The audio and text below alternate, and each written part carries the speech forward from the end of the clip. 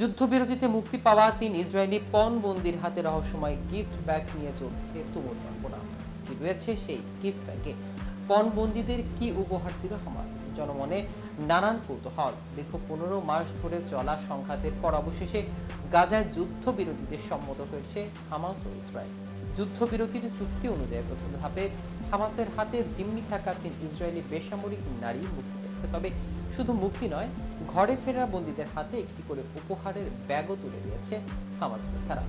উপহারের ব্যাগ হাতে বন্দীদের সেই ছবি সংবাদ মাধ্যমে প্রকাশ আসতেই তা নিয়ে শুরু হয় আলোচনা।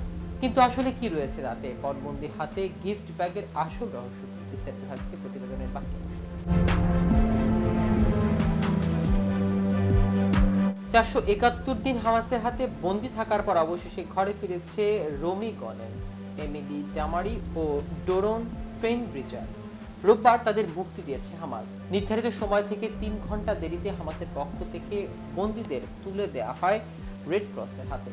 সংবাদ মাধ্যমে প্রচারিত লাইভ ভিডিওতে দেখা যায় আনুষ্ঠানিক পরিবেশের মধ্যে হাসি মুখে ৩ নারী একটি গাড়িতে উঠে বসেছেন।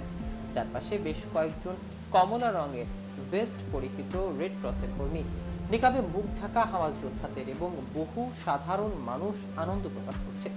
ভিডিওতে দেখা যায় এই ৩ নারী গাড়িতে উঠে বসার পর গাড়ির জানালার পাশে হামাসের সদস্যরা ৩টি স্মারক সনদে স্বাক্ষর করেছেন। রেড ক্রসের আন্তর্জাতিক কমিটির সদস্যদেরও এই সনদে স্বাক্ষর করে দেখা যায়। এরপর সনদগুলো মুক্তি পাওয়ায় ৩ নারীর হাতে তুলে দেওয়া হয়।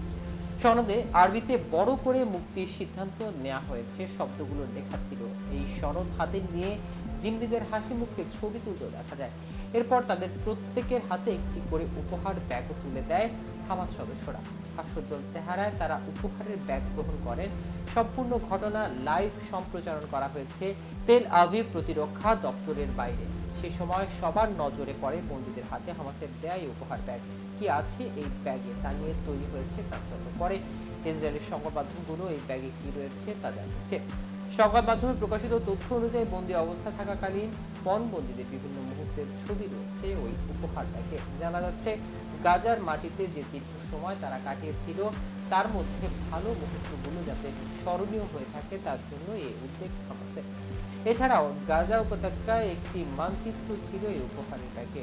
ভিডিওতে দেখা যায় হামাসের দেয়া উপহারের ব্যাগ ও স্মারক সনদ হাতে নিয়ে হাসি মুখে ছবি তুলছেন মুক্তি পাওয়া জিম্মিরা।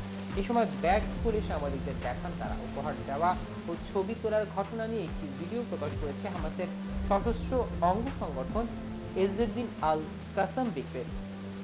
ভিডিওটি দেখে ফিলিস্তিনি স্বাধীনতাকামী সংগঠন হামাসের প্রশংসা করেছেন।